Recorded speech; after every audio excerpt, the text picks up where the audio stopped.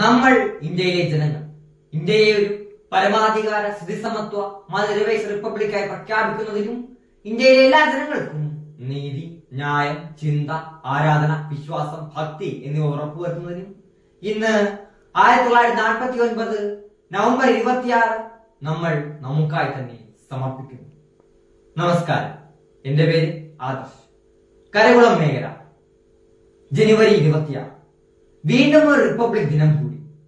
ലോകത്തിലെ ഏറ്റവും വലിയ ജനാധിപത്യ രാഷ്ട്രം സുശക്തമായ ഒരു ഭരണഘടന രൂപീകരിച്ചുകൊണ്ട് സ്വതന്ത്രമായ പരമാധികാര റിപ്പബ്ലിക്കായി പ്രഖ്യാപിച്ചിട്ട് ഇന്ന് 75 വർഷങ്ങൾ തികയുന്നു. ഇന്ത്യൻ നിയമവാഴ്ചയുടെ അടിത്തറയാണ് ഇന്ത്യൻ ഭരണഘടന. സ്വാതന്ത്ര്യത്തിനായുള്ള അവകാശം, മതസ്വാതന്ത്ര്യത്തിനായുള്ള അവകാശം, തുല്യതയ്ക്കുള്ള അവകാശം, സാംസ്കാരികവും സാമൂഹികവും വിദ്യാഭ്യാസപരവുമായ അവകാശങ്ങൾ, ചൂഷണത്തിനെതിരെയുള്ള അവകാശങ്ങൾ, ഭരണഘടനാപരമായ അവകാശങ്ങൾ എന്നിങ്ങനെയാണ് ഭരണഘടന അനുസരിച്ചുള്ള ഒരു ഇന്ത്യൻ പൗരന്റെ മൗലിക അവകാശങ്ങൾ.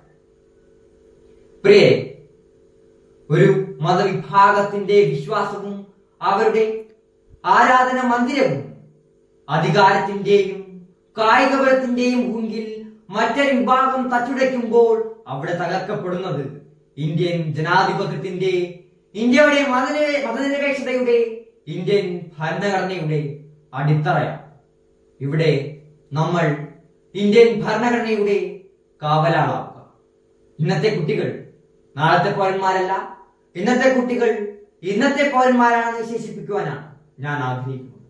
നല്ലൊരു നാളെയുടെ വക്താക്കളായി മാറാൻ ഓരോ കൊച്ചു കൂട്ടുകാർക്കും ഈ ഒരു റിപ്പബ്ലിക് ദിനത്തിൽ ആകാൻ കഴിയട്ടെ എന്ന് ആശംസിച്ചുകൊണ്ട് ഞാൻ എന്റെ വാക്കുകൾ ഉപസംഹരിക്കുന്നു. നന്ദി.